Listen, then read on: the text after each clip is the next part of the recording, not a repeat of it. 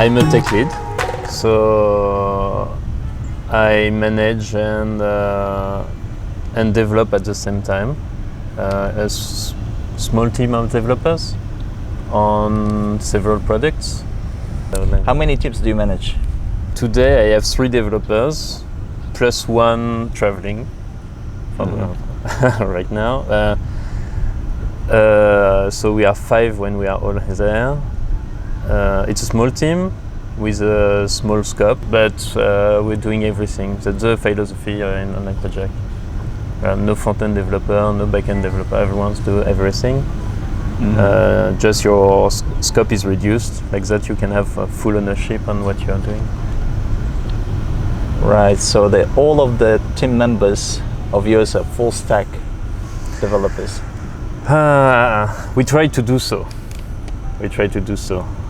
When we got a junior person, usually they are not complete full stack, and we just try to teach what they miss. We give them any kind of task here.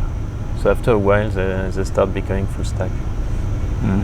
It's a good thing. So I mean, you get more ownership if you control actually from end to end what you are doing, and not if you just say, "Oh, yes, that's what I do," and now that's someone else's problem. Yeah, it's pretty good. So what does your day-to-day look like at OnlinePajak? A bit of development. I would say 30-40% of what I do is what a developer would do. Some meetings, I think, like anywhere else.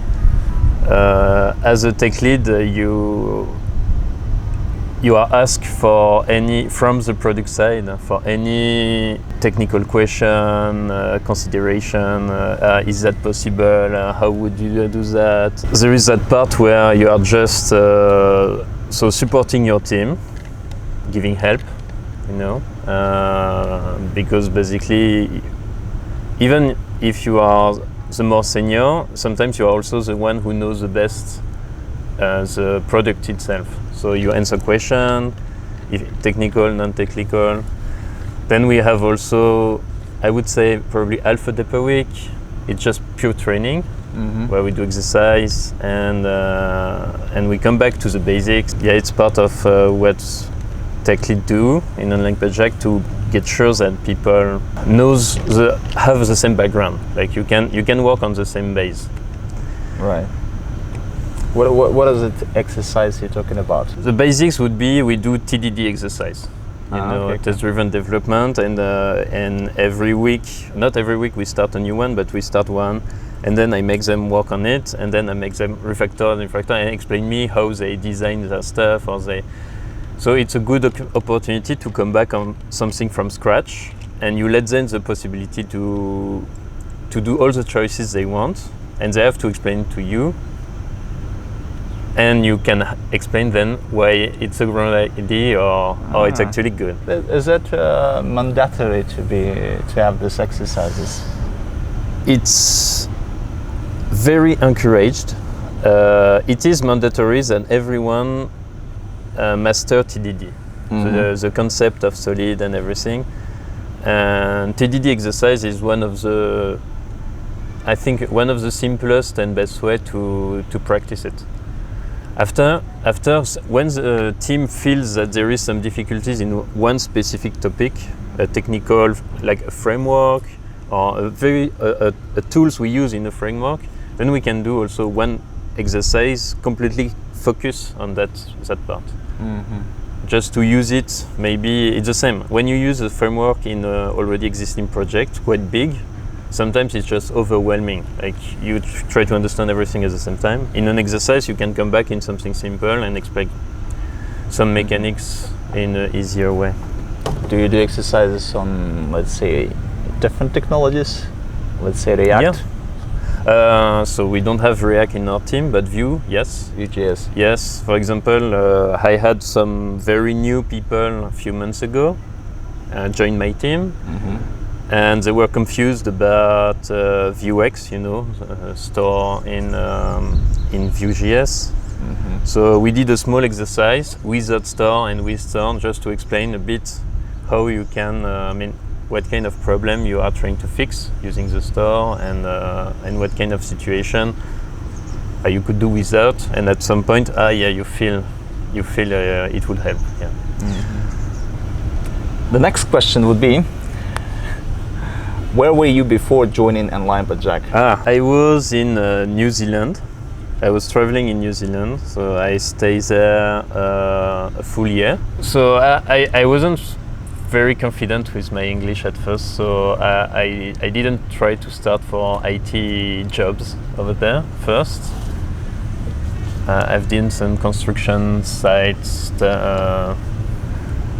jobs and or gardening jobs or stuff like that, until I felt okay, now I could work in IT again with Kiwis, you know. And I tried to look for something in New Zealand, and it's actually not easy to look for a job when you have just a temporary visa. You know, people want permanent resident, and I didn't feel like I would stay. I wanted to stay in New Zealand for longer than a year, so I started looking at anywhere else. And applying in Australia, someone gave me a tips about a guy looking for developers in Jakarta, and I say, why not? And then and then I interview with OnlinePajak in Jakarta for a few days. Came back to New Zealand, and I thought somehow, if I don't do that right now, if I don't have an experience in that kind of country now, I will never do it. I will never do that at 40 plus or something like that, if I don't do it at 20.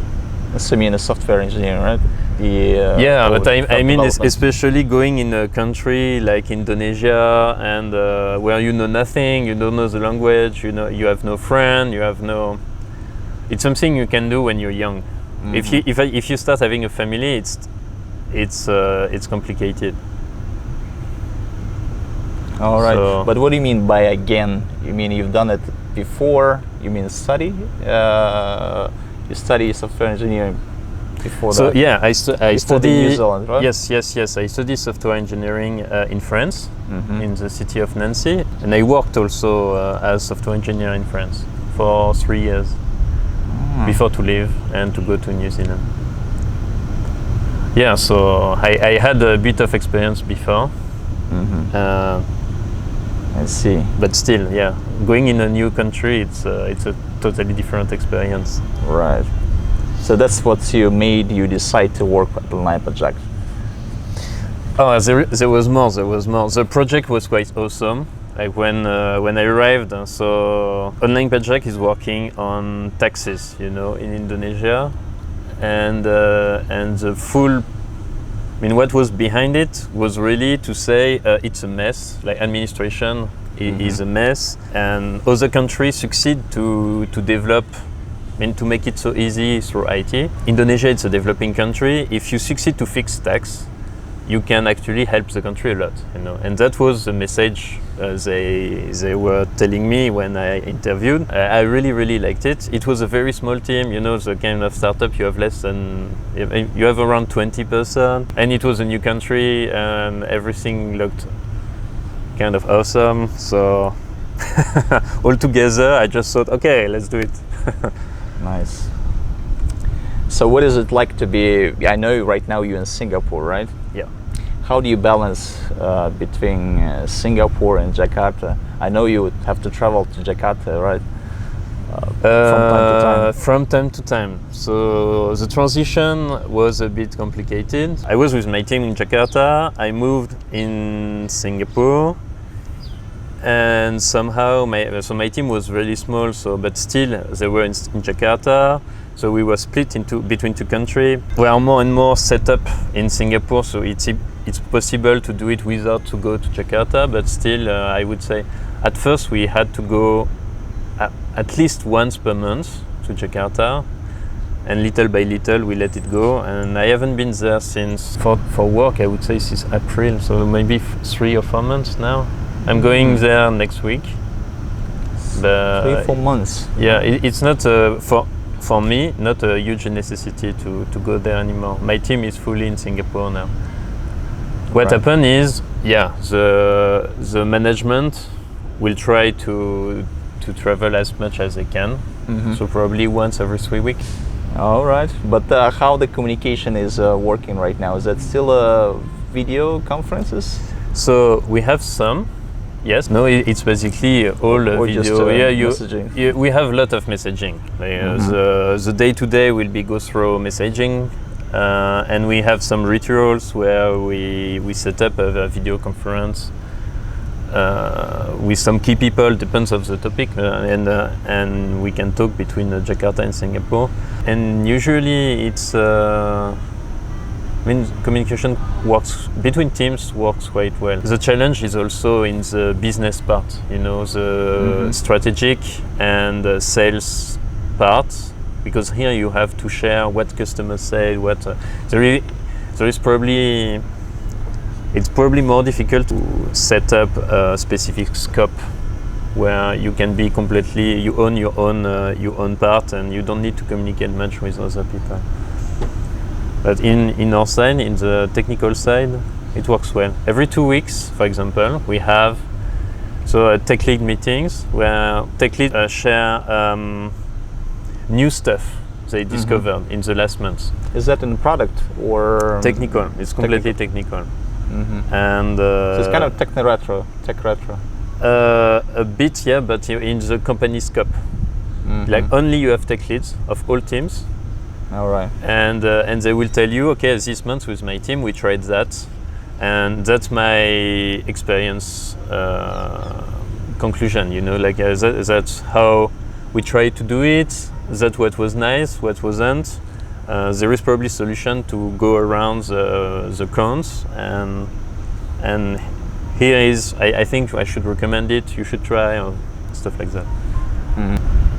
Have you met any professional milestones at OnlinePajak? Like a milestones, I mean, like, in your career, let's say you achieved something here. Yes. I think I did. It's not really easy to put a name on this milestone, but I definitely grown up in OnlinePajak. My skills are not the same.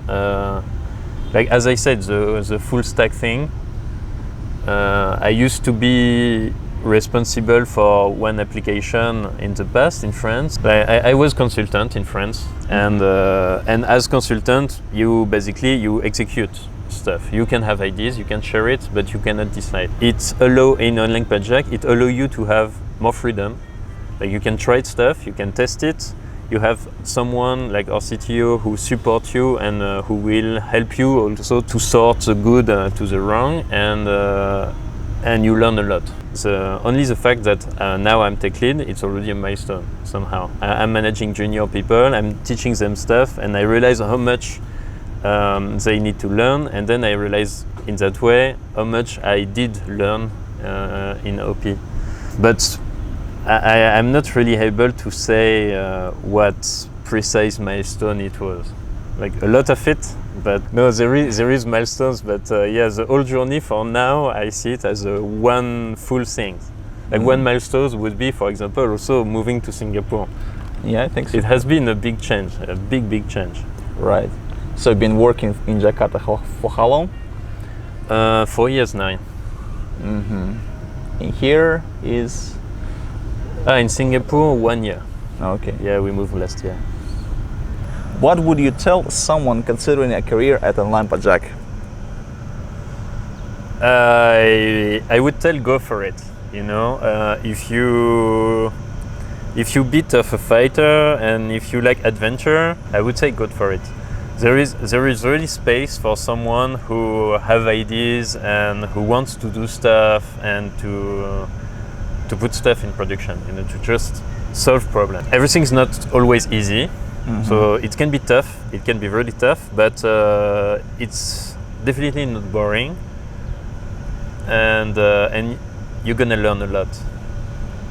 Even if you're good, the better you are, the more freedom you will get, and the more you can express yourself. There is no way you cannot not learn from it. Especially at OnlinePajak, right? Yes.